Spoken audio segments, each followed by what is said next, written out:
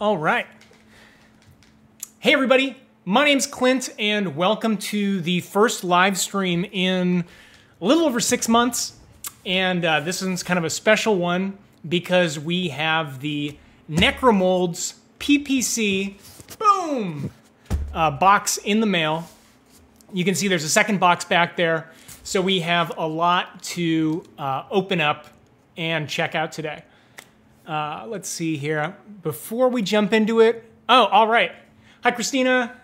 Okay, so we are actually live, so that's good to know. So yeah, thank you all for joining me. I hope you've all been doing well over the last, basically since the Kickstarter campaign or since I last spoke to you all live, which would have been back in January. So back in January, I did a live stream where I was showing off all of the 3D printed spell books and the little artifacts for the Call to Arms expansion. And basically we kind of walked through what all those looked like in that gray 3D printed form. So from what I understand, inside these boxes that we have with us today, inside here is going to be the actual plastic, injection molded plastics for the spell books, for the artifacts. So there's a lot of good stuff in here for us to open up today. And I'll wait another minute, I think, before I start cutting it open, just to give people time to drop into the live stream. One thing that I want to try to do during this stream is to hold all questions until the end of the live stream, so then we can focus on getting through everything that's in these boxes, because I think there's quite a bit for us to get through. And then after the live, or after the unboxing, then I'd love to answer any questions you guys have about game design, Necromolds, Kickstarter, the production process so far, or any questions or detailed questions you have on the stuff that we see inside these boxes. So what is a PPC? So the PPC is the pre-production copy, which is essentially all of the semi-final copies straight from the factory. So our manufacturing partner, Panda Games Manufacturing, made everything that we're going to see in these boxes. And like I said, the plastics are made with injection molding. So these are basically the final plastics as we can expect them to be. And then also in here should be all of our print materials. So things like boxes, things like game boards, cards, player boards, all that should be in here in a semi-final format. One thing that my production manager gave me a heads up on was that the punchboard pieces and the game board are not made using the final manufacturing process. They're made using a kind of a handmade process for these one-off pre-production copies. So that means we might see some slight peeling or some rougher edges around the punchboard, and that's to be expected, and it won't represent what we'll see in the final copies. All right, so we've got 2 boxes to open up, and let's see. Yeah, and welcome everyone to the chat. I've got the chat on my screen, so I'll try to check in on it once in a while we're going through here, although I'm pretty sure my attention is going to be fixated on what is in these boxes. So this box, if I'm going to describe it, between the 2 boxes, this box is lighter, which I think means that this box probably contains a lot of smaller boxes. So I think this is probably going to be our monster pack packaging and maybe our 4-player tuck box packaging, I think is what's going to be inside this box. But let's go ahead and let's get started. And since this is such a special live stream, and it's the first one I've done in quite a while, not only do we have this camera angle, and of course the close-up camera angle, but we have a third overhead camera angle, so you can get the full unboxing experience because it's because of all of your support that we're actually here with some final pre-production copies. All right, let's get started. All right, we'll very carefully open up the box. We don't want to damage any of the smaller boxes that could be inside. And of course, these are being pre-production copies. Basically, my job is to review everything that we're going to see inside these boxes and then get feedback to the factory so they can start the full manufacturing run. So if there's anything that's really complex or critical that they need to fix, you know, they'll have an opportunity to do that before they actually start making, you know, thousands of these things. So this essentially represents a final check where they send me everything that's inside here and say, all right, Clint, are we making what you're expecting? And hopefully I can just say yes, and then boom, we're off to the races and we are in manufacturing mode. All right, here we go. What's in the box? What's in the box? All right, here we go. I see a lot of bubble wrap. We'll just throw that over there. This is the first time I've done a live stream. The first time I did the PPC for the first Kickstarter run, I opened it myself because I was too nervous to do it live because I had no idea what anything could look like. So who knows what we're gonna see today. So this is a lot more nerve-wracking in two ways. One is, what am I gonna see in here? And then of course the second is, we're also doing it live. Ooh, all right. Dun, dun, dun. So, like I thought, this is a box of our second printing monster pack boxes. Let's grab, ooh, here we go. Actually, let's grab, very nice. So this is Monster Pack 6, Gorgodon and Tormarak is Monster Pack 6. And you can see if you're one of our first print supporters, you can see the new monster packs look a little bit different. We lost the hang tag on the top just to go to a nice clean square or rectangular box. And then also we did custom graphics on all, or custom illustrations on all the different monster pack boxes. So you can see here we've got Gorgodon and Tormarak. We've got Basalt Lesueur there, and he's got his spell book, and coming out of the spell book are little pieces of those golems. So you can see there's like vines, there's some like statue type pieces from Tormarak. So all of the different monster pack boxes. And of course there's Tormarak on the side there, Monster 15. Then we've got Gorgodon, Monster 14. And then on the back, we've just got an updated design and layout on the back as well. So we've got these little cartoon, kind of cartoony illustrated versions of all the monsters right here on the bottom. So it's kind of like our collect them all section on the back of the box. But yeah, these look exactly kind of how I would have expected them to look. Dun, dun, dun.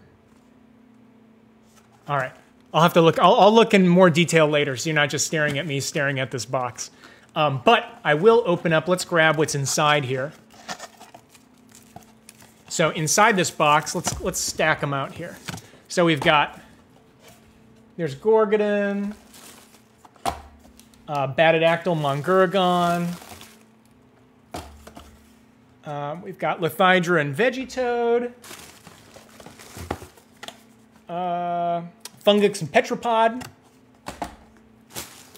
We have a lot of monster packs.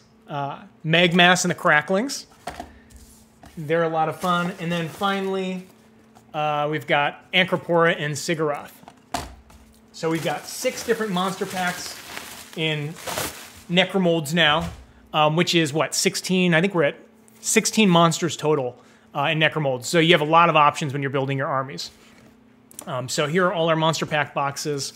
And you can see here, we've also got a little pack of our new monster cards. And actually right over here, I bought these. So basically all the cards that are in Necromolds, I've either sized to be mini Euro or standard Euro sizes, so that it's really easy to buy card sleeves if you're someone who likes to sleeve your cards. All right. Oh, and I saw somebody mentioned, Christina mentioned storage. Actually, unless you're trying to save these boxes, I don't know how you're going to store those. But everything that's inside the boxes besides the clay should fit within the Call to Arms expansion box and the Necromolds battle box. So the battle box actually fits all of our Series 1 monsters, and then I designed the Call to Arms box to fit all of the new Series 1X Monsters. So between those two boxes, you should be able to store everything. All right, let's take a look at this. So we'll just look at these ones, and then I'll look at the other ones later. Very cool. Okay, again, they look just like I would expect them to look. Let's see if our overhead camera will grab focus here. Come on. Overhead camera. It doesn't want to. Doesn't want to grab focus. That's sad. Well, we've got all of our cards here. We've got Gorgodin, we've got Tormarak. You can see kind of pictures of them in the previous Kickstarter updates on what these cards look like. But they're mini Euro size. We've got the little Necromolds monsters on the back. We've got a Mud Mump there, and then we've got the Blood Mump hanging out with the Necromolds, the new Necromolds logo, or refreshed Necromolds logo, I should say. And then each monster pack includes 2 play cards. So that means you essentially can share one spellbook between 3 players in the game if you bought like a 4-player pack. So 3 of you can all have the same monster in your army. And then these shared play cards I also put up on the website. So if you wanted everybody, you know, if you're playing for 5 players, if you're playing with 4 players, and you wanted everyone to have the same spellbook, you can just print more of these and sleeve them. So you can totally do that. I'll set those to the side. I'll sleeve those later. All right, so that was box 1. Probably the less exciting of the 2 boxes would be my guess. But they look great. So the alignment looks good, all the graphics look good, and I will look at them in more detail later. But let's switch over to box number 2. So I'm just going to set these to the side. And of course, if you have any questions on those monster packs or the monster cards or anything like that, I'll go back through and we can look at them in more detail after the unboxing, and I'll answer any questions that you guys might have. All right, here we go. Box number 2. This is the fun box, because I think in this box is going to be all of the plastics. I know that what's not in this box is the clay. So I should have... Ooh, I'm going to grab some clay. I've got some... Do I have clay? I think I've got emergency clay right behind me.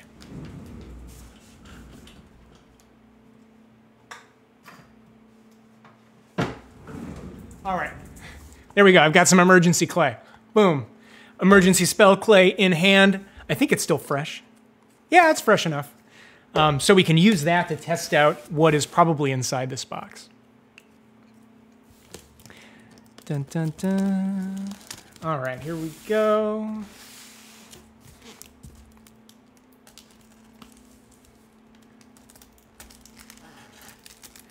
And then please do, you know, as I'm unboxing, if you have any thoughts or want to leave any comments, do leave them in the chat. And although I'll probably not catch them as I'm unboxing them, I will go back in through the video and answer any questions that I might have missed or any comments I might have missed.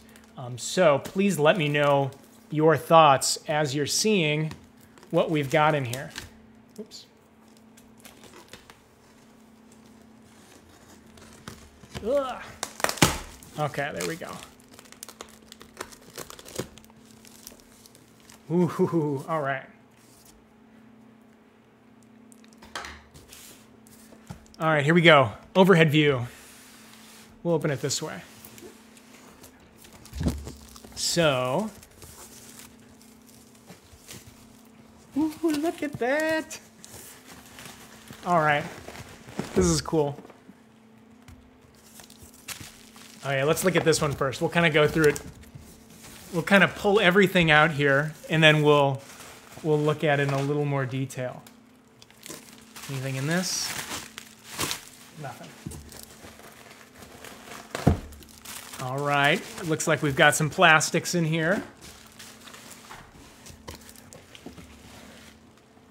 Okay, and then finally we've got a battle box.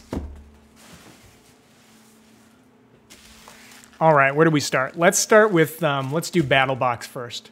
I'll kind of like, this is dessert for me. Here's call to arms. I can already see it's got the collector's sleeve on there, so I'm excited to check that out. But we'll start with the battle box. Okay, here we go. Let's open this up.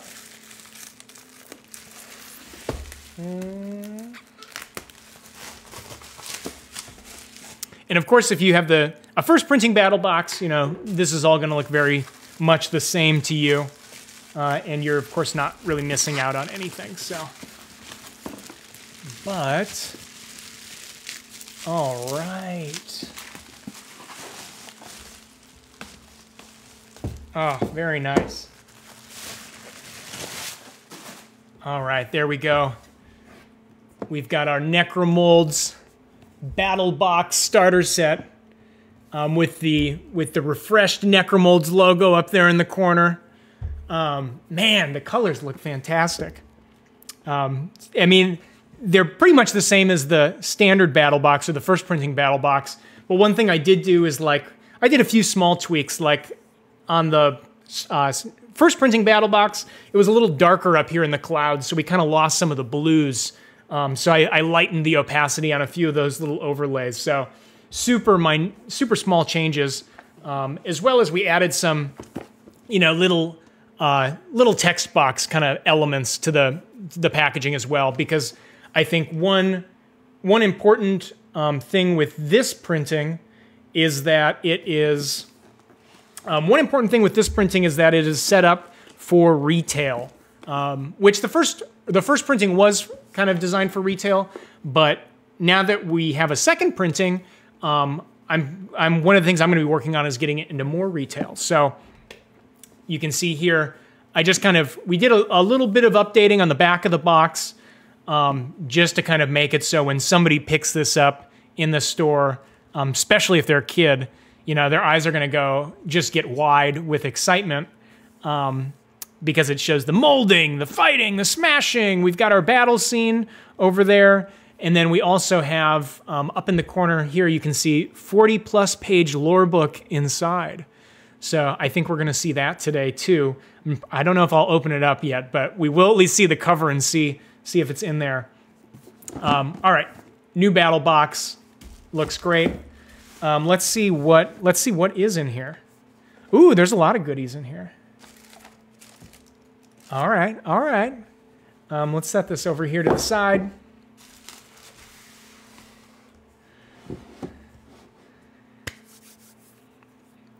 Oh yeah, the mini Euros, there are 2 monster cards to a spell book. So what do we got? We have 16 spell books, so 32 mini Euro cards for the monsters. Oh, nice. All right, all right. Okay, here we go. Again, I have to remember that you guys are here unboxing this with me. Let's save. Oh, those look great. I'm going to put these over here because those are all a part of the Call to Arms expansion. But here's some new stuff. What do we got in here? Okay, so this is all, I mean, if you got a first printing, this is all the same as the first printing. We've got our punchboard pieces. Here's a little basalt castle. And then we've got, of course, the monster cards here of the monsters that are included in the battle box. So all this is exact same as the first printing was. And then you can see we've got a little bit of stickers there.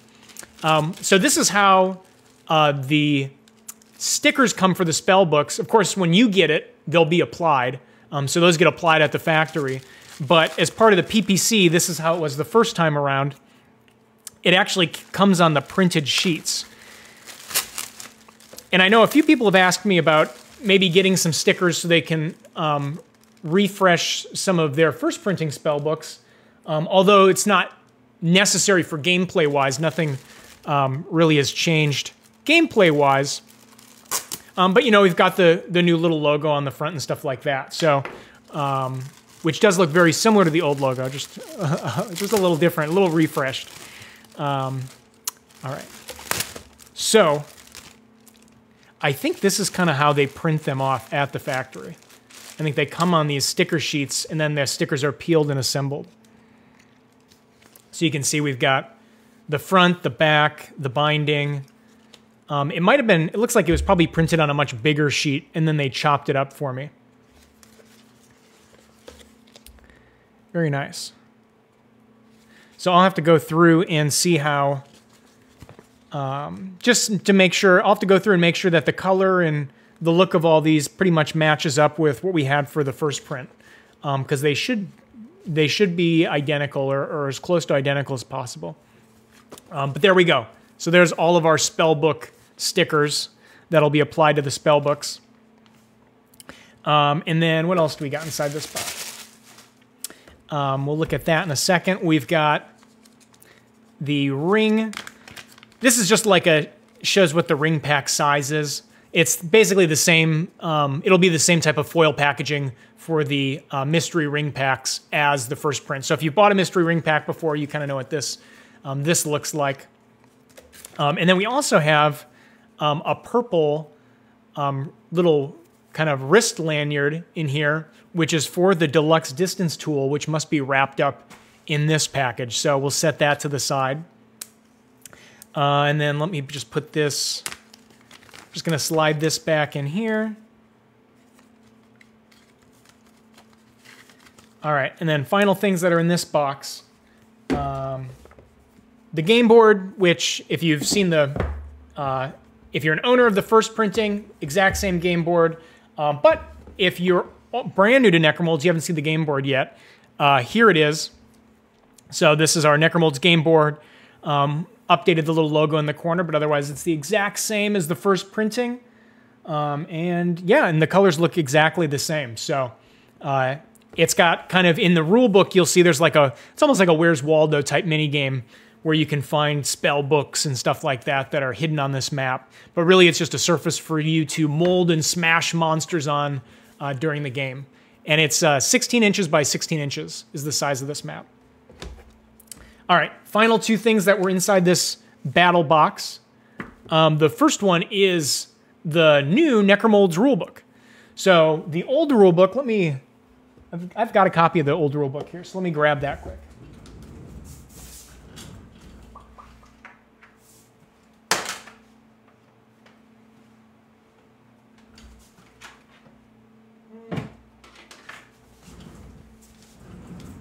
I guess I don't. I think I must have put it back inside one of the boxes I had pulled it from. But the old rule book was basically the same size as this 11-inch box.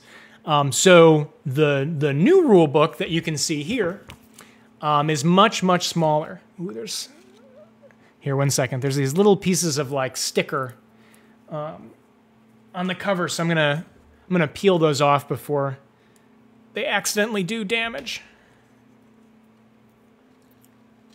All right, just bear with me for a second. I think there's only 2 little pieces left. I think these were just some adhesive from the spellbook stickers. All right. All right, I think those were the main ones. All right, anyway, so smaller rulebook. We got a much smaller rulebook, which will make it, I think, a lot easier to use during the game. So you can see here, and we've got the PDF available on the website. So yeah, actually this is my first time seeing the rulebook printed at this. You know, I've done some home printed versions, obviously, but this is the first time seeing basically all this stuff in this final manufactured state, including this rulebook full color, and it looks great. I mean, the text size is super readable. And the nice thing is I like the way we refreshed the rulebook. It has a much more natural kind of, I guess, it teaches the game in a much more natural way. There was nothing wrong with the first rulebook, and we never had complaints from the first rulebook. But just from having used it for so long, we found a few different ways that we felt we could make it better. So we did that for this second printing, which included just making it smaller so it doesn't take up so much space on your table when you're trying to teach the game to your friends. But yeah, this looks really nice. So there we go.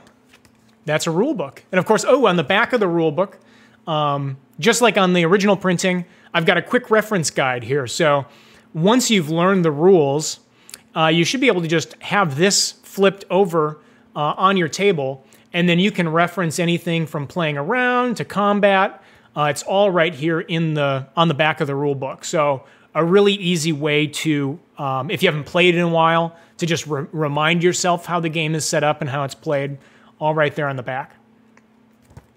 And there weren't really any rule changes from the first printing with the errata rule. So again, if you've got the first printing rule book, you can still totally play Necromolds monster battles with those rules and with the expansion and not have any issues. There we go. And then of course, then we've got this, which I'm really excited to dig more into this. Oh, interesting. Okay, so this is the Necromolds lore book. And this is included in every battle box. And if you were on the Kickstarter, if you backed the new expansion and you own an original printing, you could opt in and backer kit to get a copy of this lore book, since you won't get one because you won't want to buy a second battle box. So this is the Rise of the Necromolds, our 40-page lore book. There we go. Oh, that's kind of fun. I don't think anyone's really seen that yet. Thad illustrated this really cool blood mump on the back of the lore book. And then there's the basalt, kind of like a basalt skull on the front of the lore book. I'm not going to flip through all of this on camera, because this is a treat for all of you Kickstarter backers to open and experience when you get your copies. So I don't want to spoil this for you because I want there to be something that you haven't seen yet that's inside the box. But I am going to be reading that later tonight and take a look and see how all of that turned out. That's the battle box. Let's go over to the Call to Arms box, and then we'll finish it off. We'll finish the unboxing off with the plastics. Okay, here we go. Oh, this looks great. All right, I have to be very delicate with this.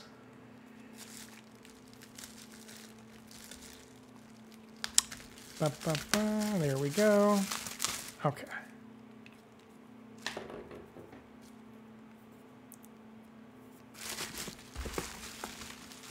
All right, here we go. So here is the Necromolds Call to Arms Collector's Edition sleeve is on here. Look at that. So we've got this gold foil stamp of the Necromolds logo up there in the corner. And then we've got this beautiful box art of these little mud bumps. There's the side there, Necromolds Call to Arms Collector's Edition. And then, I guess technically you get to choose what do you want the front to be and what do you want the back to be. So I try to design it in a way where, again, you can, if it's sitting on your shelf, you can have it sideways, I guess sideways, or vertical. And this is the same with the battle box and the same with the standard design of the Call to Arms box as well. And there's the front there. And on the front, we tried to make it, you know, we just did the logo up in the corner because I really wanted to leave as much space on the front for the artwork as possible. And the colors in the colors of the art look fantastic. Oh, that's so fun. Okay, so let's slide the sleeve off. That's the collector's edition sleeve. And let's take a look at the Necromolds Call to Arms expansion set box in its full glory. Look at that. There it is right next to the battle box. So on your games shelf, you're gonna have both the battle box and the Call to Arms box, and it's gonna hold all of your Necromolds spell books between the two of them. And then one thing, because I one thing is the collector's edition sleeve.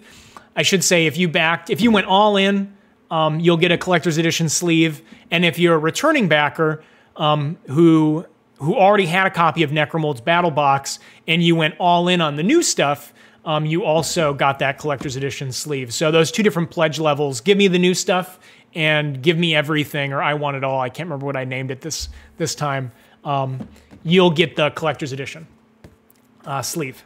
All right, anyways, back to the normal box, which still looks awesome.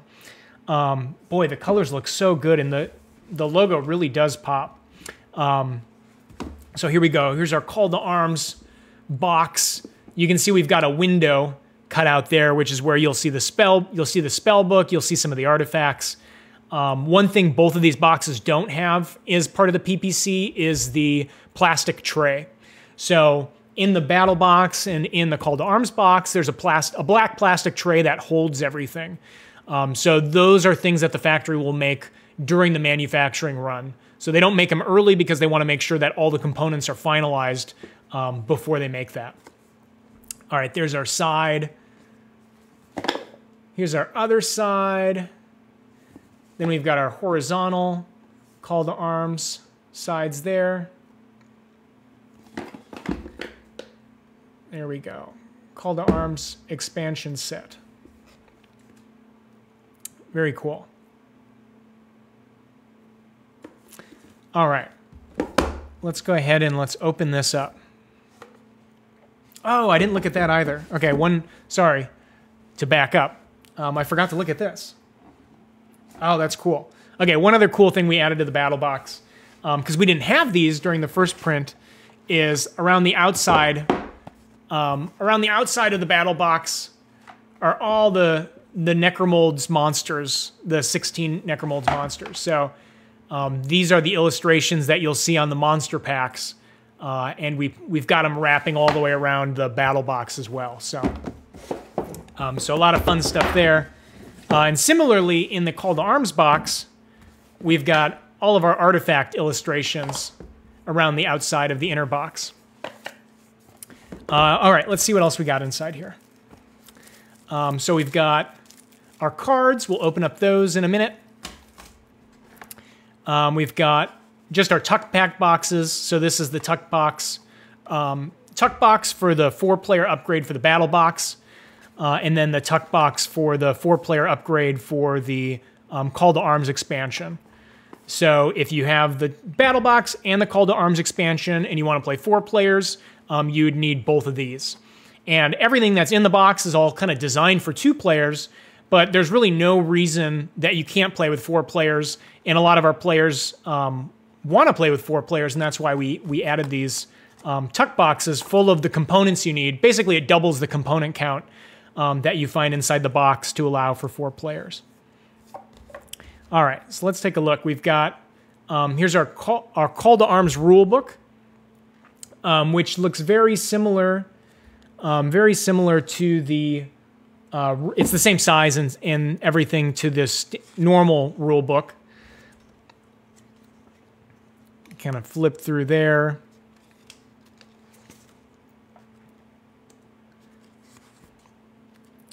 Got a full page, a full spread of artwork there.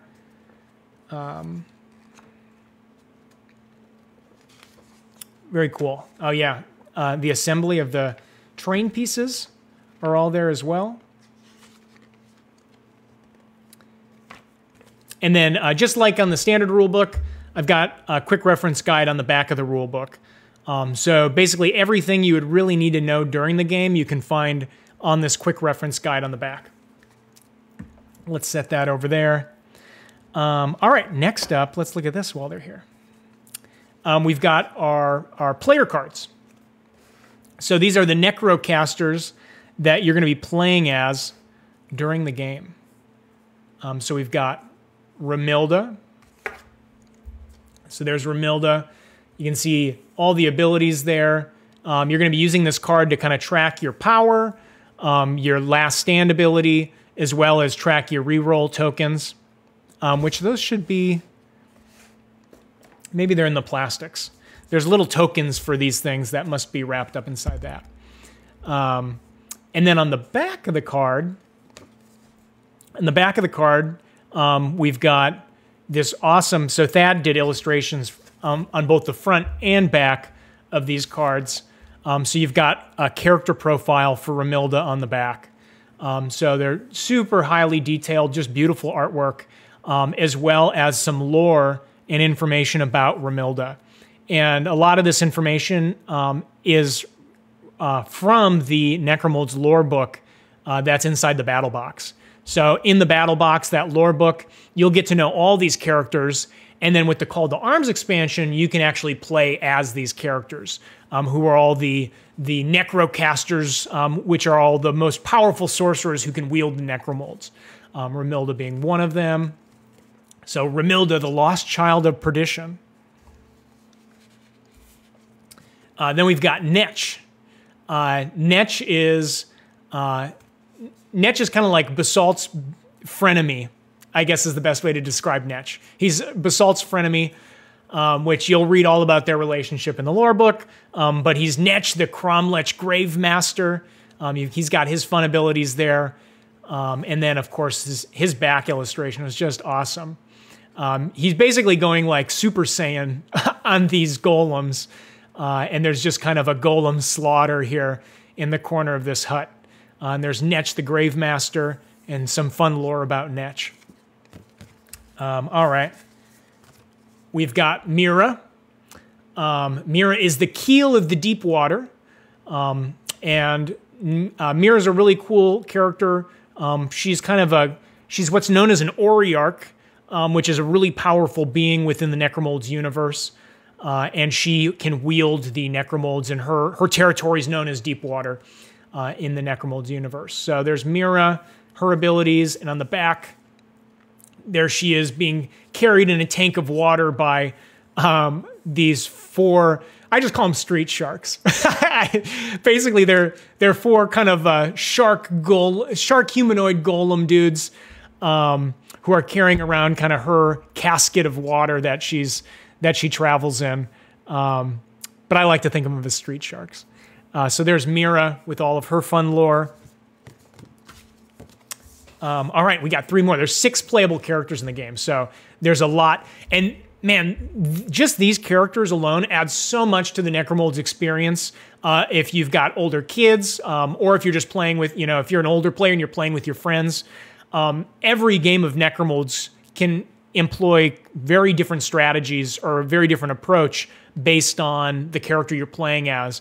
And who you're playing as will probably affect what monsters you're building and you're using to build your army, and how you're moving and using those monsters for combat during the game.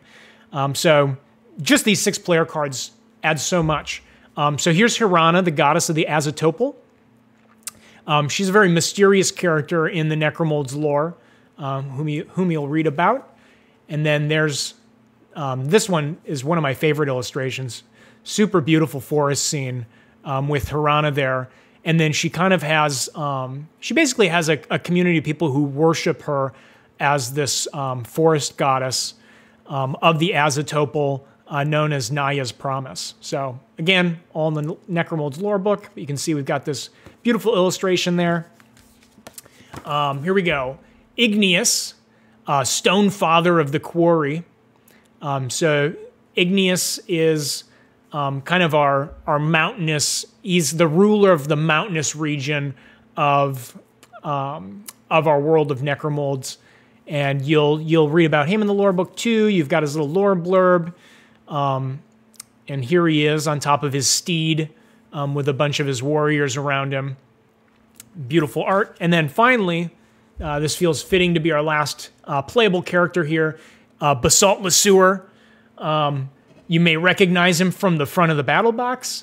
He is kind of our lead villain in the Necromolds universe, and is the one to first employ the Necromolds spellbooks in battle.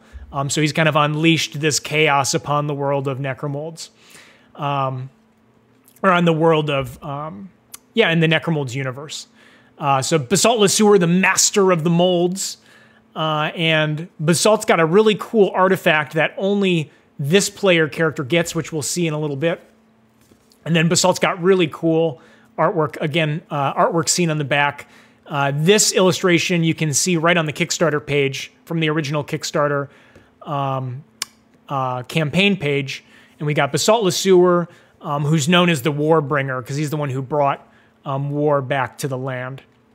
And then, of course, we've got a full little backstory for Basalt Lesueur that you'll learn about in that Necromolds lore book. So there we go, all 6 playable Necrocasters, all right there. So you'll be able to pick and choose and have your battles with the 4-player expansion pack. You know, you'll be able to play, you know, you can play with 4 characters at once. And one of the really cool things, you'll see this in the rule book, is that you could totally do team battles. So there's nothing about the game that prevents you from doing team battles, which unlocks some really kind of interesting combos. So, you know, if it's Romilda and Netch on one team, Romilda might be using her powers to support Netch's army because their monsters are friendly with each other, you know, versus Mira and Harana, or however you team these characters up. So for those who are playing with 4 players, you can do an all-out battle. You can do 2 versus 2. The rule set's designed to let you kind of play any way you want, and there's not a lot of barriers for you to easily tweak things to make the game that you want to play with Necromolds. And yes, Anthony asked about the world of Necromolds, and it's called Argyll. Argyll is the world of Necromolds. And let me just, yeah, I'm just gonna double check, because for some reason I'm just like blanking in my mind here. All right, you guys can't look at the lore book. No peeking. You can look at me looking the lore book. Because of the live stream, yeah, Argyll is our world name. I don't know why I was forgetting that. I think I'm just too excited by all this stuff on the table. So yeah, the world of Argyll is the universe that Necromolds happens in. All right, let's keep going. Here are our punch boards. Let's, I'm going to set these down. So the punch boards are one of those things where, if you remember at the beginning of the stream, or if you tuned in late, the quality of these punch boards is not going to be the same as the actual manufactured quality. So the way they cut these is they basically cut these by hand versus an actual press that cuts these things out. So, and the way they make these, the way they adhere the prints to the boards for these is just not the same as their actual manufacturing process. So you can see there's some peeling happening here and there on these boards, and that's not reflective of the final quality. But these are the punch boards. So you can see we've got all of our different, we've got all of our, I mean, I'll probably assemble these myself off camera and not punch them live, just because I want to take my time to really be careful punching them out, since they were basically handmade, so that I can take some great photos with them. But on the punch boards, you can see we've got pieces of our graveyard barrier. We've got all of our objective markers here, which you can see, oh, there we go, one popped out.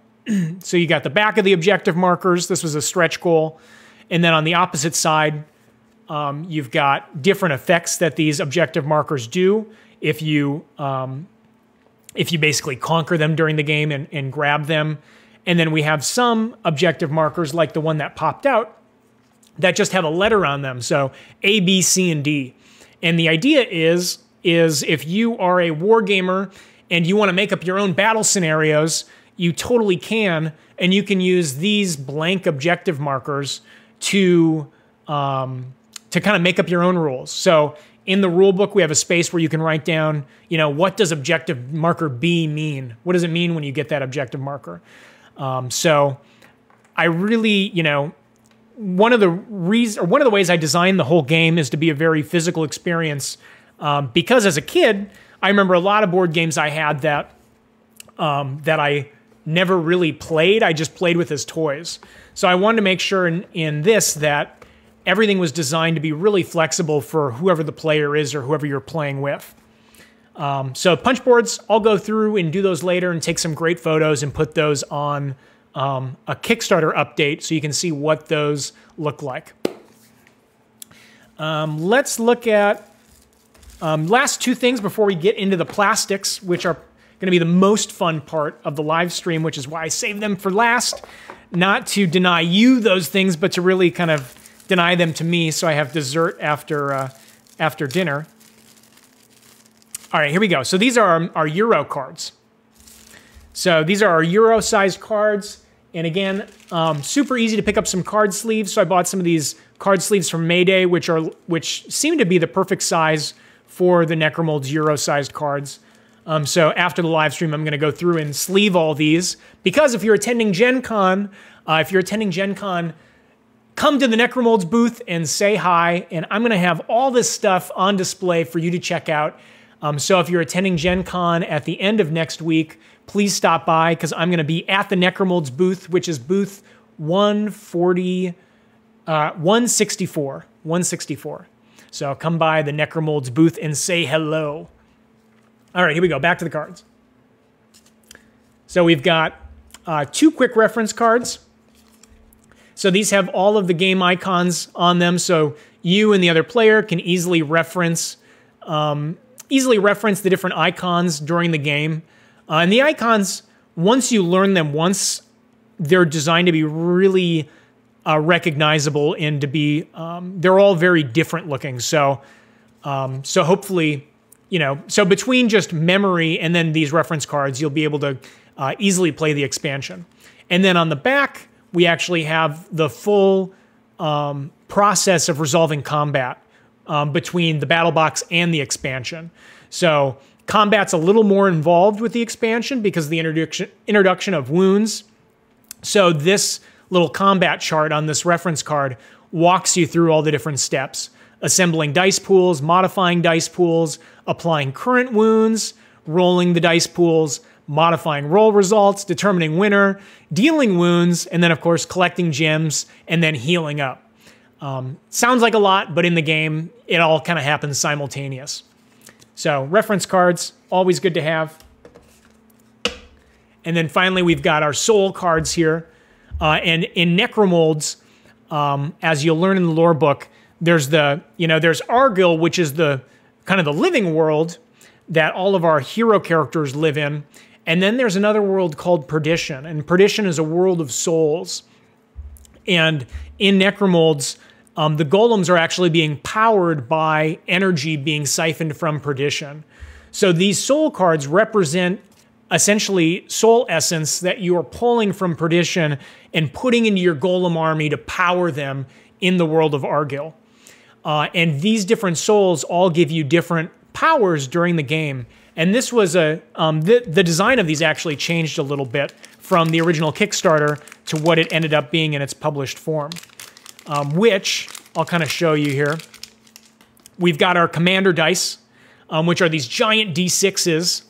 And because your commander is the most important character on the board, I felt like, hey, let's give them really big dice. So we've got some giant D6s here, which will stand out from your other D6s in the game. And on the D6, you can see there's this soul symbol. And whenever the soul symbol is rolled, its value is equal to whatever your soul card says. So if you've got the Azotopal Warrior in your army and you roll the soul symbol, that value is a hit and a heal. And all the souls, for the most part, I think all the souls have a unique combination of symbols for their value. And then there's a special, which is if your soul symbol is showing and your monster gets smashed, so you're in combat, you rolled your soul symbol, but it still didn't matter, your monster got smashed. Well, because you rolled your soul symbol, you actually have a special effect that happens. So again, the Azotopal Warriors special is after combat, you deal 2 wounds to an unwounded enemy monster in close range of your smashed monster. So that's a special that activates because you rolled your soul symbol. Very similar to how the Last Stand ability works on your Necrocaster cards. So here's all of our souls, the Nyan Unifier, Masquerade Pyro, and then the back, we've got the back of our cards there. Necromolds logo, we've got a little soul kind of popping out of a caster ring there. So there's our soul cards, and those are, again, those are standard Euro sized. And then finally, I'm just going to open these up and then set them aside. But these are just the... oh, actually, there's some other fun cards in here, too. There's so much stuff between all these boxes. I kind of forget what all we still have left to open up and check out. Okay, so of course we've got our monster cards there. So there's our Blood Mump monster cards because the Blood Mump is included in the Call to Arms box. And then I'm going to take a drink of water quick. Whew. All right, here we go. And then we've got our artifact cards. So you can see here our artifact cards, Feather Swift Axe, Grave-Kept Dagger, Crystal Sword, and these are the little plastic artifacts that you're going to be putting in your Necromolds to give those Necromold monsters special abilities based on these cards. So whatever monster is holding the Crystal Sword is going to have the ability or the effect that's listed on this card. And in this example, basically during melee, whether you're attacking or defending melee, each gem in your results, for each gem in your results, you get to roll that many weak combat dice into your results. So all of them have different effects to make that particular monster stronger. So I'll have to look in more detail on all those, but we have a ton of different artifacts here. And of course, there's Basalt's Mask, right? I was talking about how Basalt gets Basalt's Mask. So there's that artifact card. And basically, you've got your champion, right? Well, if you're playing as Basalt, the monster who's wearing Basalt's Masks almost acts as a second champion. So you can cast spells from your champion or from the monster who's wearing Basalt's Mask. But when Basalt's Mask gets destroyed, you can't redeploy it. So once it's lost, it's gone. All right, we'll set those to the side. And now we get to the plastics. This is the part that I'm really looking forward to. Oh, these boxes look so good. I'm just excited. I'm excited to see them with the tray in there, the little plastic in the window. They just turned out super nice. All right, let's look at our dice. Here we go. So we've got our weak combat dice, which are these 6-sided red dice that are a little bit transparent.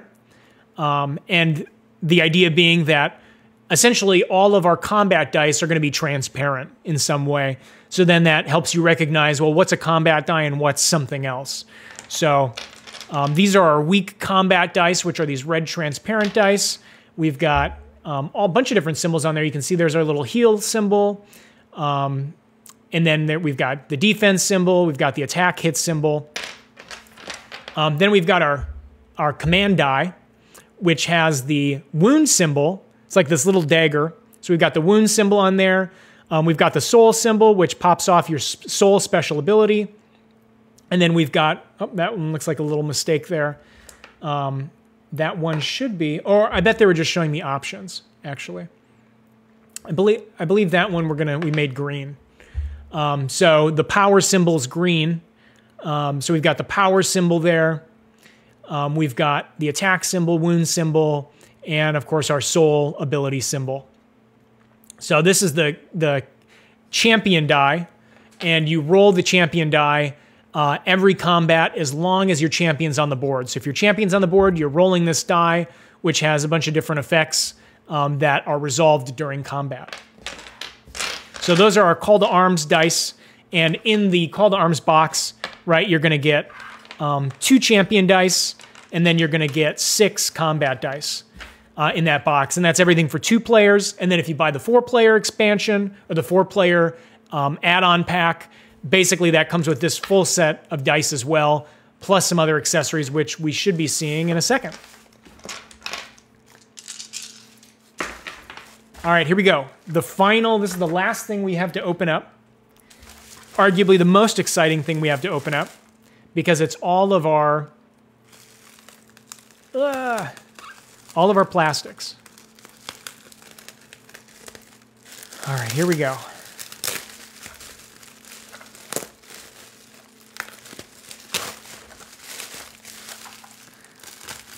Be careful opening this up.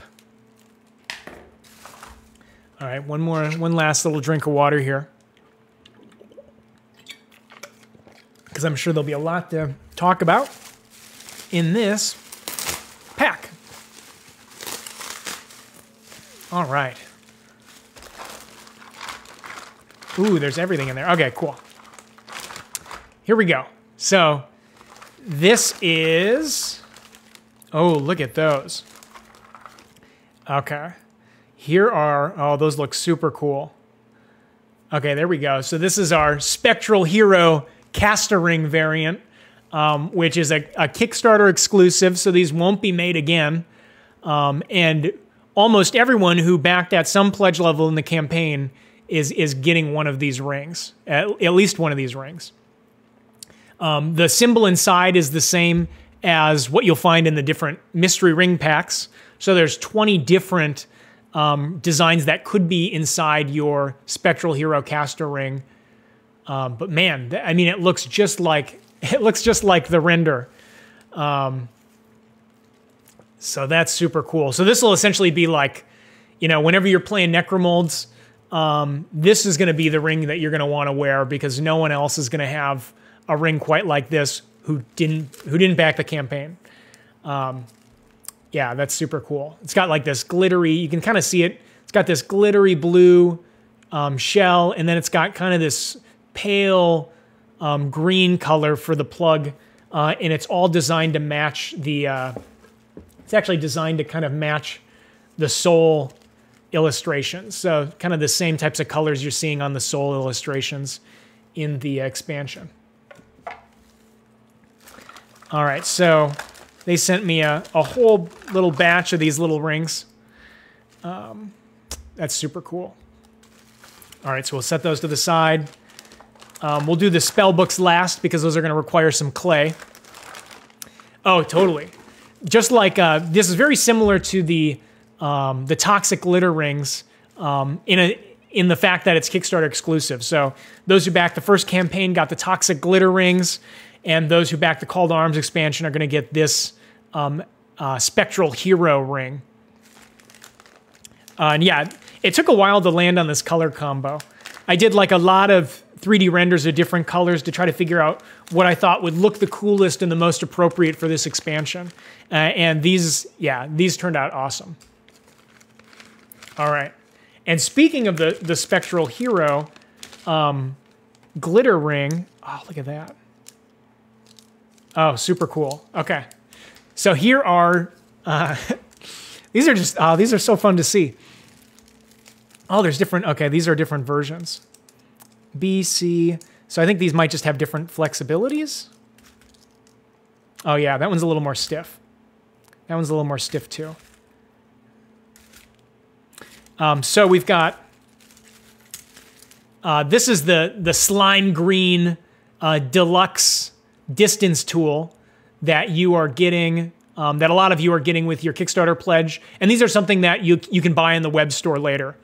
And you can see here, oh, that's pretty good.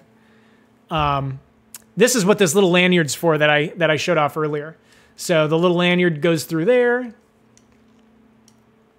like that. And then during the game, you can wear that on your wrist, and this gives you all the different distances you need during the game. So we've got close movement, medium movement, and far movement. And then there's these deluxe sculpting tools on here, right? So we've got like a little saw blade edge that you can see there. We've got just like a little pokey sculpting edge, so you can kind of pop the clay out from between the monster's arms or between its legs. And then, of course, we've got a line of sight checker built into the Deluxe distance tool as well. So you can, you know, basically you can hold it up to your eye like that, and you can be like, do I have line of sight? And if you've got, you know, from the first campaign, we did a purple color for these, and for the second campaign, we flipped the colors, so now you've got the purple lanyard, and you've got this slime green glitter distance tool, Deluxe distance tool. And At some point, I'll do a giveaway. Ooh, I've got 2 of these. At some point, I'll do a giveaway for one of these. So these were actually misprints from the factory. I've got one. I'm going to keep one for myself, of course. But I've got a second one here. So at some point in the future, maybe around the release when these are actually being shipped out, I'll do a giveaway for this misprint from the factory, which is a solid green deluxe distance tool. So keep an eye out for that. All right, so we'll set those aside. But yeah, this color, this toxic green color looks awesome. And it looks really cool under a black light. If you have any of those toxic glitter caster rings from the first campaign, and if you've ever played near a black light, you know those things really glow next to a black light. So those deluxe distance tools are gonna look very similar.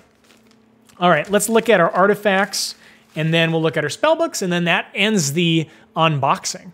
And then I'll answer any questions that you guys have, and we can go over things in more detail if you're interested. All right, let's start in this little pack. So what do we got? What do we got? Oh, these look super cool. Oh, they're almost like, it's like a neon. Interesting, it's like a neon red. It's almost like more vibrant than I was anticipating, but I think they look really good. And so we designed them with a little bit of a flex. Let me just check them all quick. Oh, yeah, that feels good.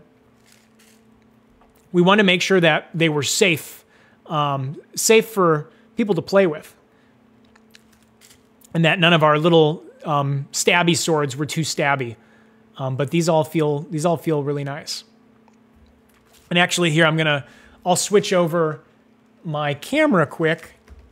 And one thing I love about this camera lens up here is, oh, that feels nice too. Okay, I keep getting distracted. These are fun to. It's fun to finally actually have the manufactured version of these tools. Okay, let me do like this. There we go.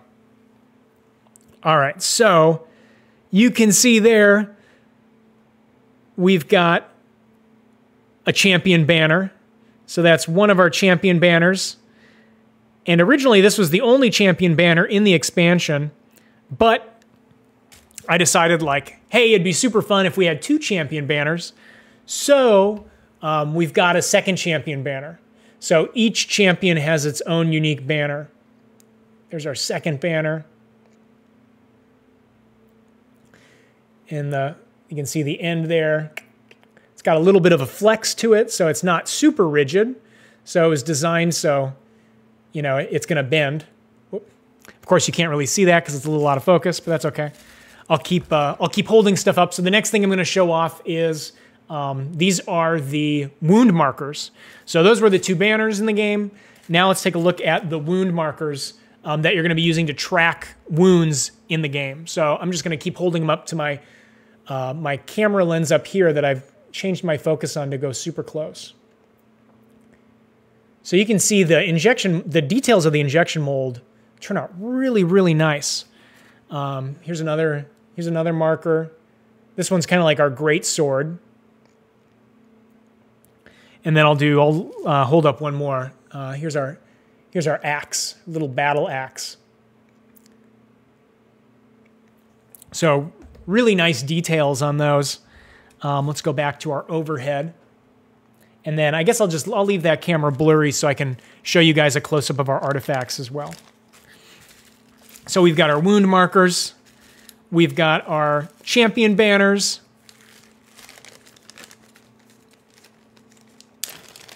Then we've got, ooh, okay, cool. I think we've got 2 different types here. Okay, so I think I've got 2 different artifact styles to choose from, or maybe 2 different blues to choose from for the artifacts. Yeah, the red of these wounds is almost like a super neon red. I think it's almost more neon than I was anticipating. It's got a little more of like an orange red tint to it, but it feels right. Looking at it on the table, like it feels like it's a color that should be a Necromold. So yeah, these look just as vibrant in person as they do in this overhead camera. All right, let's look at our artifacts here. Oh, these look so good. Oh, nice. Okay, cool. So again, they made these out of, all our artifacts are made out of kind of like a little bit of a bendier plastic, right? So you can see this sword.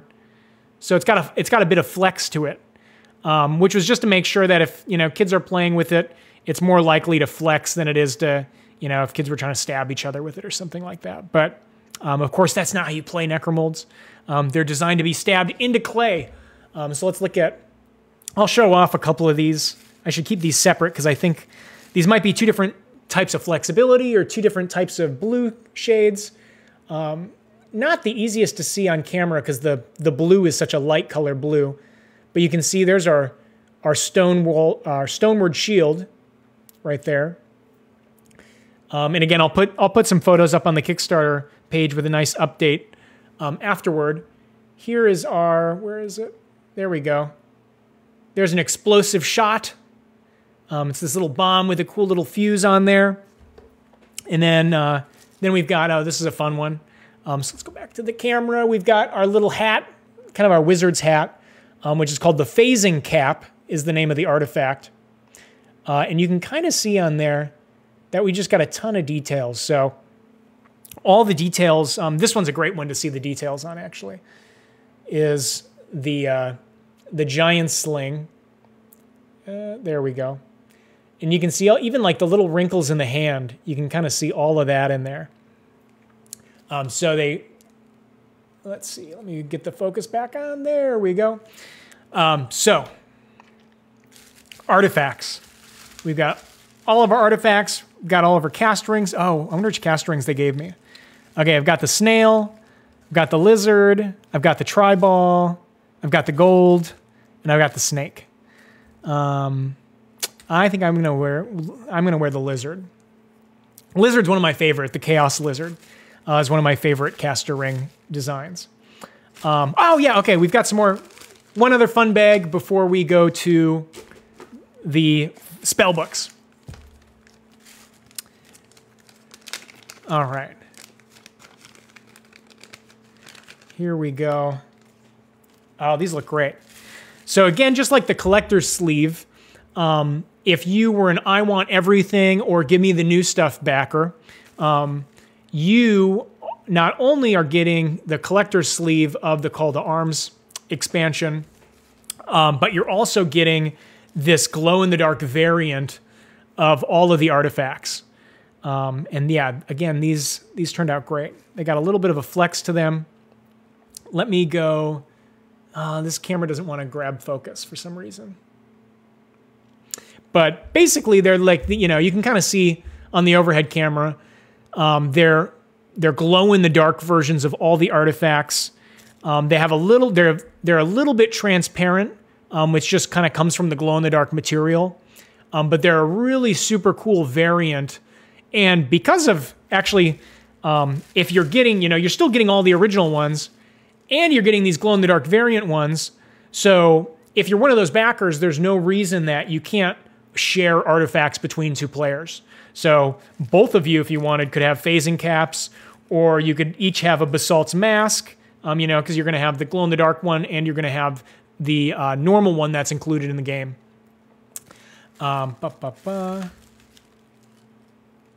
Yes, Jason. So Jason's wondering if these are the same shade of green as the caster rings, the glow-in-the-dark caster rings, and they are. So they're pretty much identical as far as color. They almost seem a little more green. I think they look more green because I think the plastic's thicker.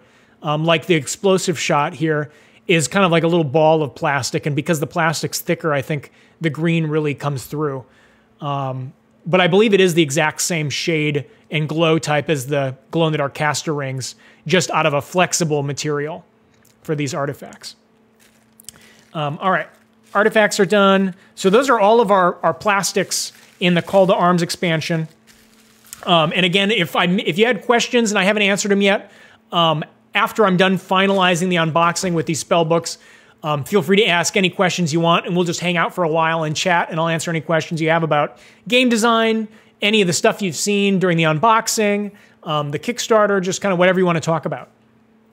But, oh, I was going to say, if you bought the 4-player pack, again, you're not only getting, you're basically getting double the components, like I mentioned earlier, from the Call to Arms box. So if you get that 4-player pack, that add-on, you're getting, you know, double the dice.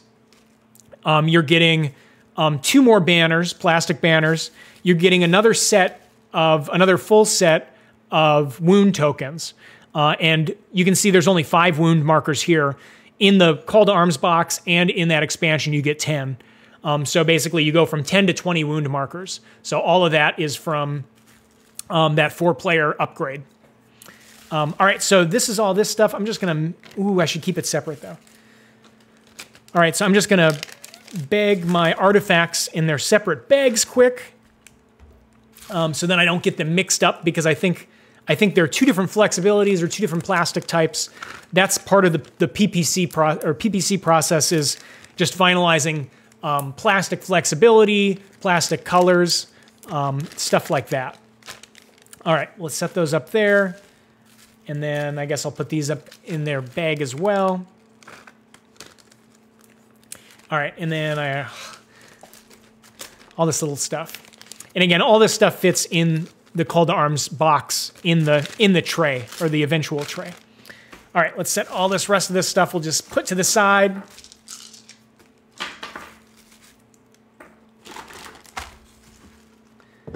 And we'll end our unboxing part of this video with the actual spell book. So let's go over to our overhead. I've got some spell clay here. I'm going to take off my ring, but I'm going to keep the caster ring on. Caster ring stays on. Let's see, I think this clay, oh yeah, that clay still feels relatively fresh. All right, so we've got 6 spell books here, representing 6 brand new monsters. Oh wait, 5. I got 5 spell books. Must have miscounted. 2, 4, 5. Yep, 5 new spell books. All right. So excited I can't count. Interesting.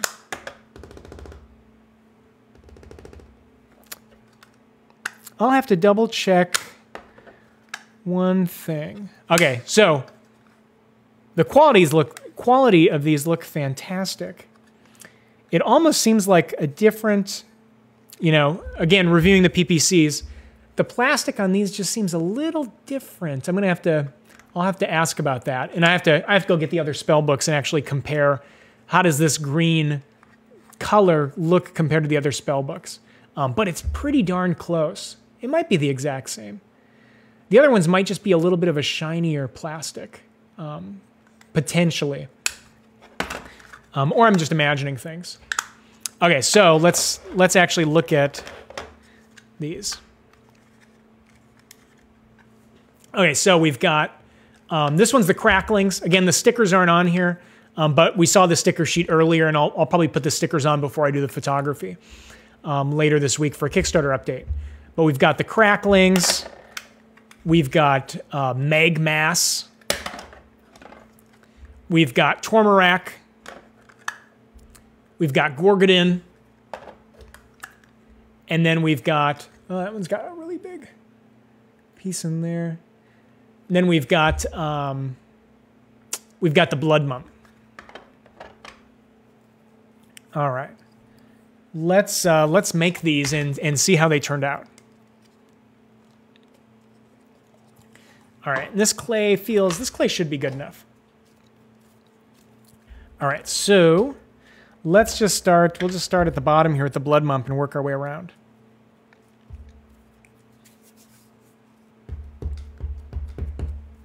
All right, this clay's not the softest, but it should be good enough for us to mold up some monsters here.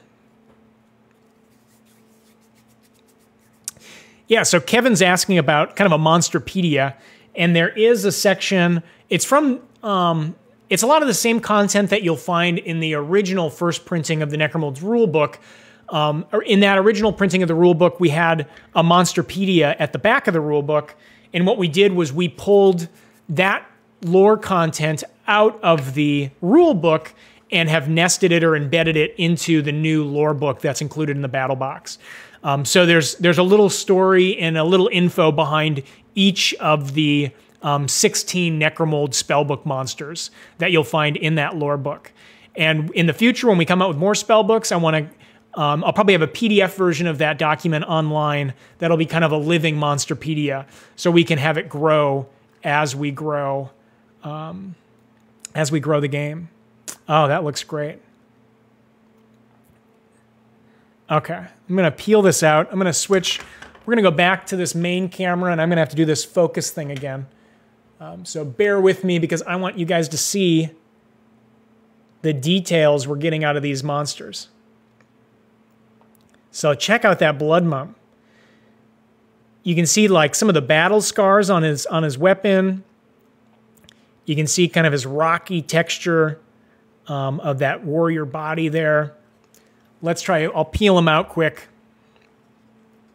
Oh, actually, I mean, he popped right out. That was easy. Look at that. There's his back. Oh, that looks so good. This is always the best part of getting the PPC is up until now, all of the prototypes, are on a home 3D printer. Getting the injection mold version of these monsters is always so fun because there's so many details that come through the final injection mold that are just missing from the original. Oh, great. Okay, and then just like the original spell books, we've got the little air holes in there that allowed for that high quality. And then if you're somebody who wants to, you can kind of go through and clean up the spell book afterwards. And all of it, I'll probably go through and do that later. But I always just let these little pieces of clay that get in here dry. And then I designed the spell book so they've got these little holes at the bottom so you can just shake out those dry pieces of clay later when you use it in the future. So I never really wash my spell books at all, really, because I've never really needed to. All right, so that's the blood mump. We'll keep it moving so we can get to questions. Next up is Gorgodin. Let's get Gorgodin in here. Oh, I didn't smash him. Thank you, Toby. I totally missed it. I crushed him, but I didn't smash him. Okay, we'll smash Gorgodin. All right. Oh, so nice. Okay, I'm just gonna, before I peel it out and get my smudgy fingers all over this model, just look at the back of Gorgodin. You can even see the hair on the back of that statue's head on top. And then you've got these little faces that make up Gorgodin's body as well as all these vines. And it's hard to say, you'll see it when it's in person. But man, the details, oh, and then look at this. I mean, it just peels right out. So they come out so easy. There we go. There's our little Gorgodin there. Here's the front of Gorgodin. So you can see that statue. So of course, it's always better when you have the card with the characters so you can really see what all the details are. But we've got this statue on top. Then we've got some bugs coming out of this terrarium that makes up Gorgodin's head. So super cool golem. All right. Whew, I almost crushed it again. I got to smash it. All right, I'm going to smash with my lizard ring. Here we go. The first Spectral hero smash.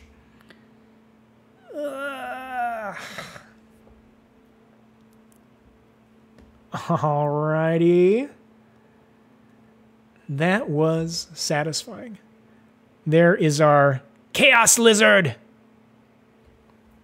All right, here we go. Let's keep moving.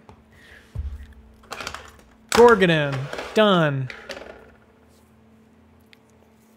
Tormarak. Tormarak is an awesome monster. All right, here we go. Dun, dun, dun, dun, dun.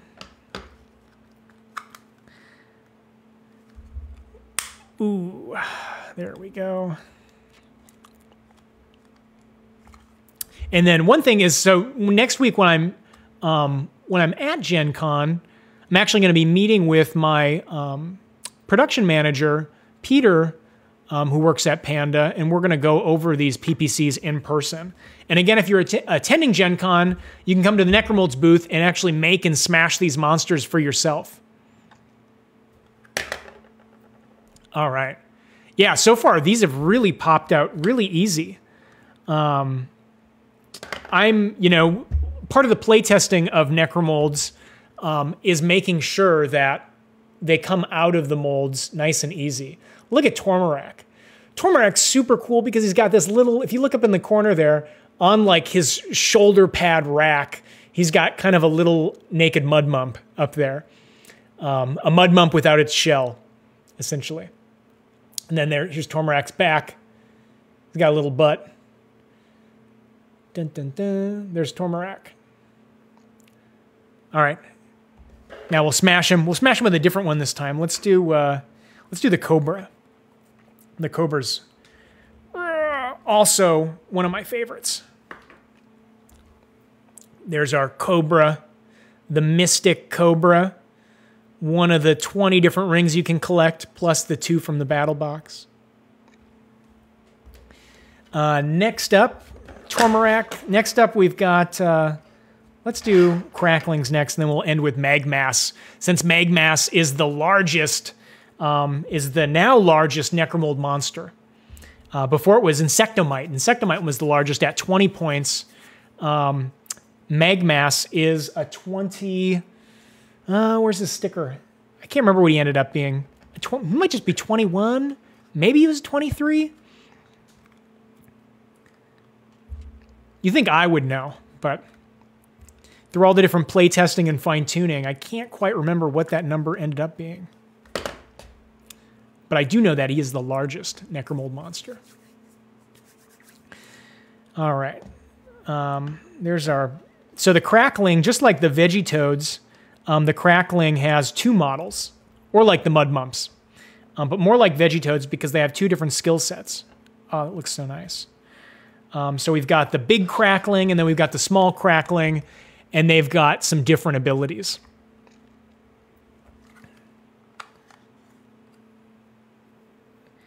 And again, a lot of our, you know, we learned a lot from the Series 1 monsters and designing them and prototyping them, and a lot of what we learned from that process went into designing these second Series 1X monsters, which is why the details look so great. Of course, all the Series 1 monsters still look awesome, but you can't deny how rad the 1X monsters have turned out. So here's the large Crackling. He's like this chaotic crab dude. You can see a chain going across his face. He has like a chain eye patch, essentially, which is pretty cool. He's a golem made up from the crustacean leftovers that are on the bottom of a seafloor. And then we've got the small Crackling. There he is. Little small Crackling, who is the large Crackling's companion on the battlefield. And they have different abilities, just like the Veggie-Toads kind of have different skill sets, but they're out of one spell book. So the benefit is that both of these monsters can move and do their actions on the same turn versus having 2 different monsters from 2 different spell books. So you get some efficiency there. But of course, the best part is you have 2 things to smash. So let's smash... We'll do these 2. We've got our Tri-Ball. And then we've got our Pile of Gold. There we go. There's our Pile of Gold. You can see that golden chalice there at the center. If you're a greedy Necrocaster, the Pile of Gold might be the caster ring for you. If you're always getting a little too greedy and reaching a little too far with your dice rolls. Then we've got the Tri-Ball, which if you look at the illustration which is included in the new lore book. We've got all the caster ring illustrations in there. It's essentially these three magical eyeballs. One sees the past, one sees the present, one sees the future. Which one looks like a mad ball? The tri-ball? Is it the tri-ball that looks like the mad ball? And then, or maybe it's the pile of gold. I guess I could see the pile of gold looking a bit like a mad ball. And then, okay, here we go. Last of the new spellbook, Series 1X Monsters. And to end our unboxing part of this live stream, we've got Magmass. Oh, the big crackling. Oh, I could totally, yeah, I totally can see that. Because one of the, I think, oh, which one does it remind me of? It probably reminds me a bit of the Cyclops, I think is what I'm thinking. There's like that Cyclops, that purple-pink Cyclops mad ball is what is coming to my mind. All right, here we go. We'll go ahead and squish that spellbook.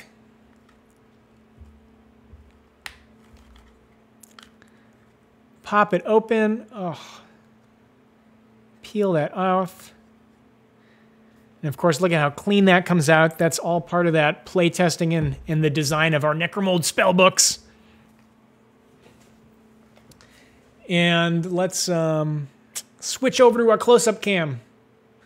And I'll hold these up for you to see. All right. He's got a little bit of those little dots on there still from the suction. But there he is, Monguragon. Or not Monguragon. Magmass. The new, largest Necromolds monster. Here's his back. You can see he's basically a living volcano. He's got all these little volcano cracks in his mountainous back. And there he is. And one of the cool things with Magmass is we designed him, yeah, with this little volcano hat that during the game you can blow his top. And to do that, you just twist and pull, is what I like to do. You blow his top and he loses his little volcano hat. And basically he goes, when he does that, he permanently transforms from a ranged attack monster, a very powerful ranged attack monster, to a melee monster who can still hold his weight. So that's what happens when you blow his top. You kind of nerf your ranged ability, and lava flows down Magmass and makes him a really powerful melee attacker. Takes a lot of clay. Like I said, it's now the biggest monster in Necromolds, but it's definitely a fun one to have in your army. And then while I've got that camera, before I smash Magmass, let's grab one of our artifacts. Let's put a little... We'll put a little hat on Magmass. We've got the phasing cap. And I feel like now that we blew his top, he should have a new little hat on. There we go. There we go. Now the top of his head doesn't feel so cold. So there's Magmass. He's sporting the phasing cap, which during the game kind of lets Magmass blink forward a medium distance. But in doing so, we might as well, let's play with some of these little components quick, and then I'll answer your questions. In doing so, let's see what this looks like. We'll say that Magmass is the champion. Oh, so nice. And then if you use the phasing cap's ability, you do have to give Magmass 2 wounds, but he jumps forward a medium distance, so it is a very powerful artifact to have. So now we'll go, I'll do the second one in the close-up here if I can hold it steady. So there's Magmass. He's a champion. He's got an artifact on. He's taken 1 wound. And here comes the second wound. Right through him like that. There he is. And of course, you take those wounds whenever you roll, or whenever your opponent rolls that red wound symbol. So red wound symbol equals red wound. All right, I'm just gonna get my camera switched back over here. Hello, there we go. So that is everything. That is all of our, well, it's almost everything. Tomorrow the new spell clay arrives. So that's something that I'm getting tomorrow, and I'll include it in the photos on the Kickstarter update. Let me go ahead and smash this Magmass quick. There we go. We've got the smashed Magmass, the Chaos Lizard. Let's see. So yeah, so I think that is everything. So now I'm just gonna hang out for a little bit and answer if you guys have any questions, if you wanna see a closer look at any of the components that we looked at, or any of the monsters or the spell books or anything like that, just let me know and I'll show them off. So I'm just here to answer any questions that you guys have. And I'm gonna grab, let's see, I'm gonna pull some of these cards out too, just because I'm gonna look at these a little more detail after the live stream. All right. So let's see. Put this stuff over here. So yeah, so what questions do you guys have about any of the series, the new stuff, any game design stuff, Kickstarter stuff, production stuff? I think here's one thing that it's a good question would be what the timeline currently looks like. Originally, when we launched the Kickstarter, I was hoping to be shipping in September, but I was hoping to be at this PPC step back at the end of spring instead of close to the end of summer. So we're kind of one step behind where I wanted us to be, which is ideally we would have been shipping everything over the ocean right now, and instead we're just starting manufacturing. So we're a step behind, which means we won't be shipping in September, which I mentioned in a previous Kickstarter update. But just in case you're watching and you missed that update, we're not shipping in September. But one of the things I'm going to be working on when I meet with my production manager next week at Gen Con is to talk about timeline, and once we start manufacturing, based on my feedback from reviewing all this stuff, what their timeline looks like for getting it all done. Because once it's done, it basically takes a month to go from the factory to the different ports, whether it's in the UK, in the EU, or in the US, or in Australia. It takes about a month to travel across the ocean to get to us, and then from there, then it goes on a train or by truck to the factories or the warehouses and then gets shipped out. So a lot of that just depends on what their timeline looks like to get this stuff all mass manufactured. And that'll be something that I'll share in a future Kickstarter update once I have better information on that. All right, so it looks like we've got some questions coming in, so let's go through and work through them. So Christina asked if there's any surprises or new stuff at Gen Con. There is not really. The new stuff at Gen Con will really just be showing off all this stuff this year.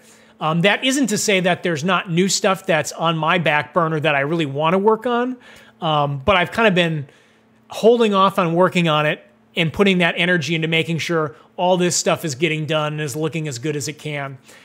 So my goal is once Necromolds is back on the website, once the Call to Arms expansion and the Battle Box are both available again to purchase, as long as things go well, I've got at least 2 more expansions in my mind that I know I want to work on. So there's definitely future super cool content for Necromolds that I want to do, and a lot of that will just depend on what the next year looks like. In 2024, one thing I do want to start doing is tournaments. I want to do Necromolds tournaments at some of these conventions that I'll be attending. So that's something to kind of keep your eye out for. But otherwise, this year at the booth, we're going to be selling t-shirts again. We're going to be showing off all the new Call to Arms stuff and teaching people about Necromolds and letting people mold and smash all our new Series 1X monsters. Let's see. Yeah, the game board. Let me. Anthony asked, what does the game board look like? So let me just pop that back out because it's right here. And actually, I could just keep that. I'm going to need a bigger desk. I could just keep that on the table. So here's what that board looks like, Anthony. So this is included in the battle box. Is this 16-inch by 16-inch battle map that you mold and smash your monsters on during the game. And of course, there's no boy, this is all. Everything just keeps piling up on my desk. There's no distance tool. Or I'm sorry, there's no grid on the board, so you're using your distance tool to make your moves during the game. So super cool illustrated battle map that's in the battle box.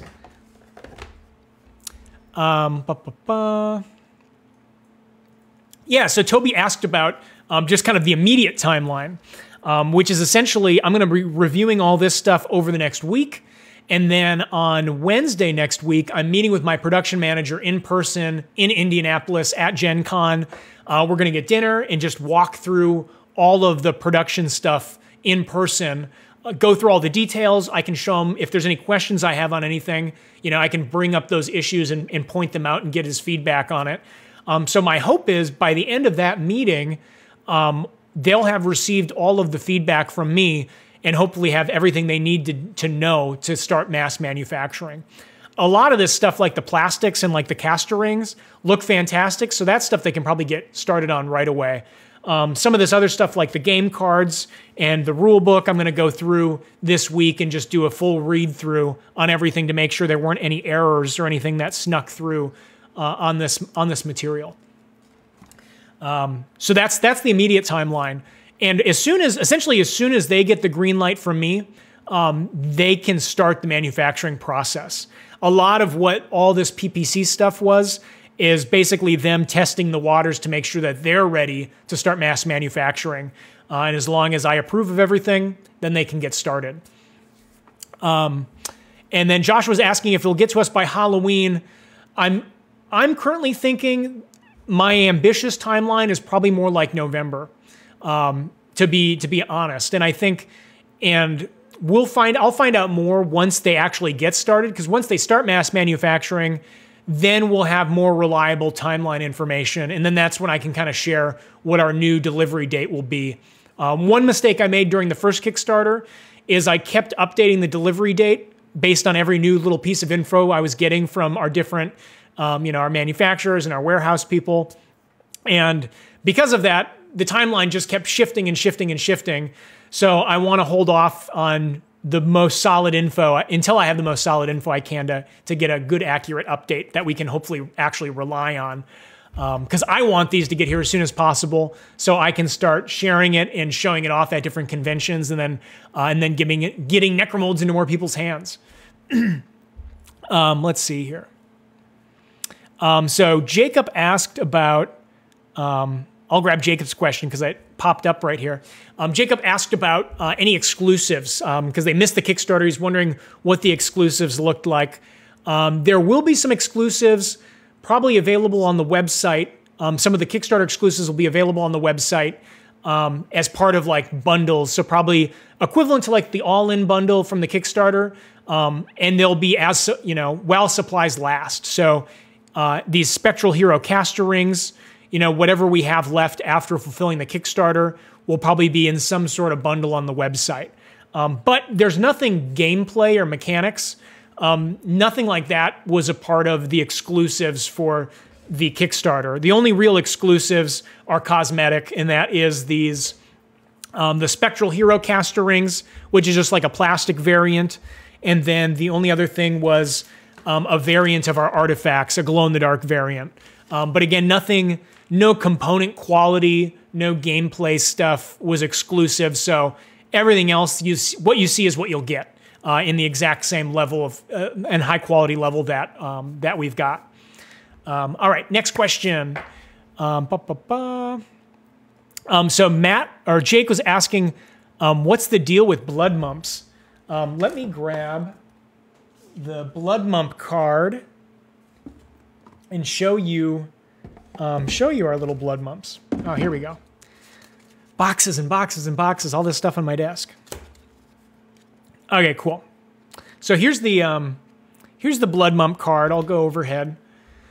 So the blood mumps are basically it hasn't been totally revealed in the lore. So we don't know if the blood mumps are an evolved type of corrupted mud mump. But we do know that they would be in the, if I was going to name the classes of Necromold golems, they're like in the mump family. And the blood mump is kind of, I see it as like the older brother of the mud mump. And the Blood Bump has a really cool ability, and that is that during the game, the Blood Bump can reroll a combat die for each wound in a medium distance friendly monster and medium distance enemy monster. So basically, the more wounded things that are around a Blood Bump, the more it fuels the Blood Bump's combat energy and makes it so you can reroll some of your bad combat dice. And you can only reroll each combat die once. So you can't just keep rerolling one die to try to get a triple hit. You can only reroll each one once. But Blood Bump, super cool ability, and is included inside the Call to Arms expansion. So Zachary asked about the larger game board, if we're still exploring a larger board. And yes, the answer is yes. So actually, one of the prototypes that I received in the mail on Friday last week from the factory was a few different test prints of a large battle map. And I'm still doing some material testing to see what material I want that battle map to be made out of. And here's a good question for all those who are watching, because I know a lot of you are war gamers, so you've maybe encountered different products. Basically, what we're trying to do is we're going to make a really big battle map, kind of a jumbo battle map that you can play 4-player on, you can still play 2-player on. It'll just allow for larger skirmishes, or if you want to use more clay for your armies, you totally can, because the current battle map for 4 players, super fun but very chaotic, and especially if you do bigger armies, stuff just starts getting smashed right away. So the bigger battle map just spaces things out a little more so you can have a couple rounds of movement before things start getting into combat and getting smashed. So what I'm hoping to have the big battle map be is something that is durable. So it's not made out of paper that's going to rip. I want it to be a very durable material, and I want it to be something that's foldable so you can throw it in your battle box. So I want it to fit inside the battle box starter set, so you can fold it in there and keep it with all your other Necromold stuff in the battle box. And one of the sizes I was looking at was, I think it was like 27 by 38. I might be off by a few inches here or there, but that was kind of the size, so a super big battle map. But I'm doing some material questions, so if you can think of any battle maps that you've seen that you think could withstand, having clay on them and monsters getting smashed on them, let me know what they are and what material they're made out of. Because right now, I'm testing out some materials, and I'm also keeping my eye out for other materials to test for that larger battle map. But the large battle map will be the next new product that will come out from Necromolds, because it's something that I know a lot of you are looking forward to having, and it's something that I want to have on my table when I play. So that's going to be the next one I work on getting out there. Oh, so Ozzy's asking about gameplay demos. So at Gen Con, I will be doing demos at Gen Con of the gameplay, but I will plan on, I hadn't thought about this, but it's a great question. I'll plan on doing another live stream where we actually walk through a demo of the final game. We'll do a live stream for just the battle box, so those who are new to Necromolds can see what that looks like, and I can answer game mechanic questions while we're playing together on a live stream. And then I'll do another one with the Call to Arms expansion integrated, so you can see firsthand what it looks like when you're using those Necrocaster abilities during the game. So great question, Ozzy. So if you're at Gen Con, stop by the booth and I'll give you a demo. And otherwise, watch for a future live stream where I'll teach the final rules of Necromolds and Necromolds Call to Arms. All right, we'll keep moving through some questions here.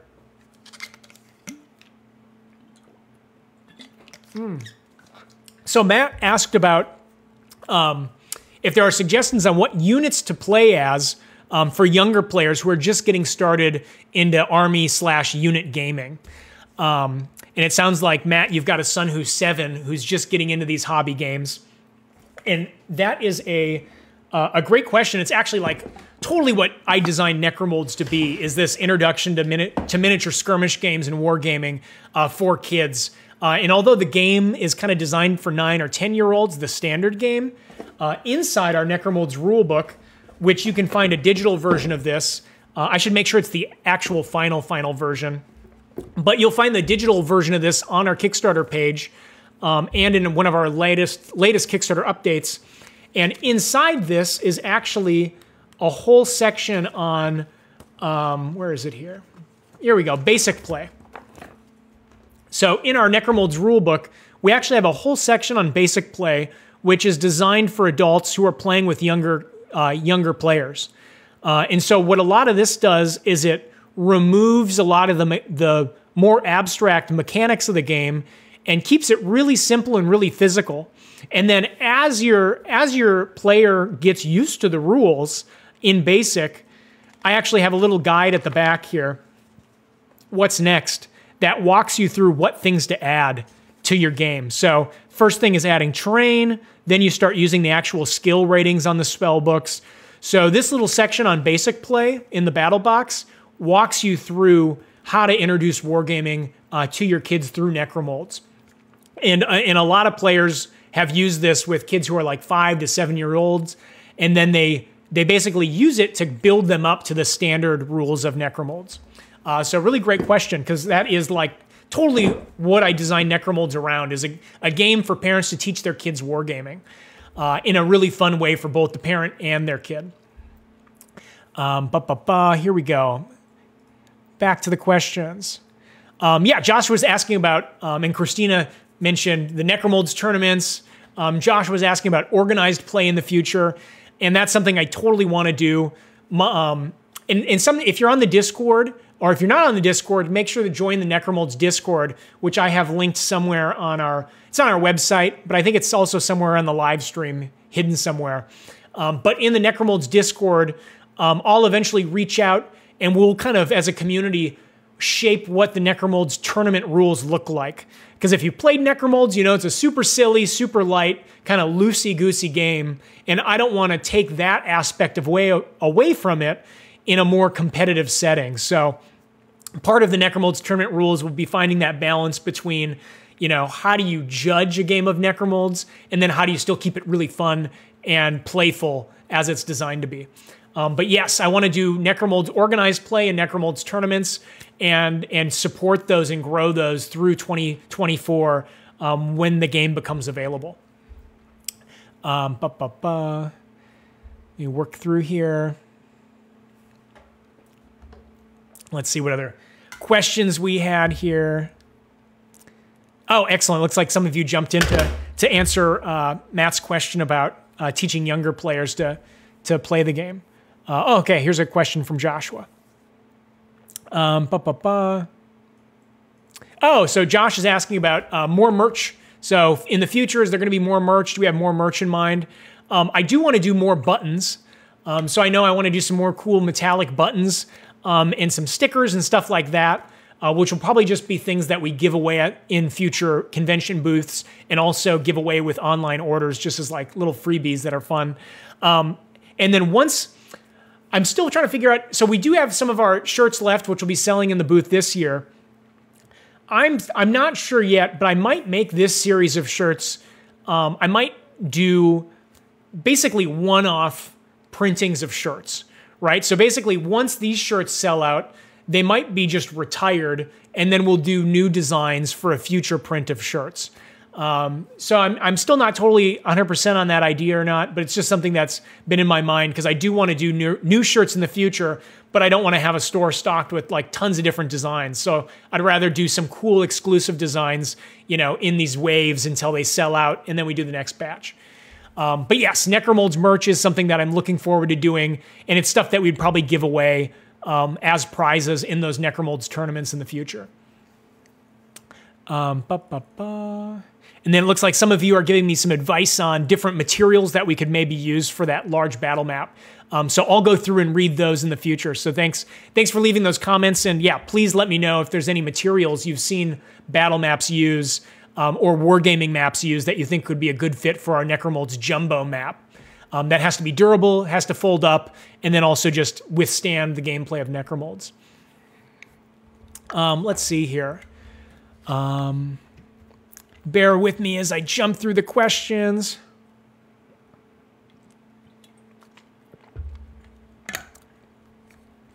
All right. So I think I answered all of the hot questions that are in our feed. So thank you very much again for joining me for this live stream unboxing If you've got more questions in the future, feel free to just leave a comment on Facebook, on Twitter, on our Discord channel, and I'll make sure to reply to it. If you've ever interacted with the Kickstarter page or any of our social media channels, you've interacted with me. So I'm always the one answering you. So feel free to ask whatever question you have about Necromolds, and I'll get back to you as soon as I can. And I know I did see a few people message me on Kickstarter recently, and I haven't replied to you. If you're watching this and I haven't replied to you yet, I'm going to get back to you tomorrow.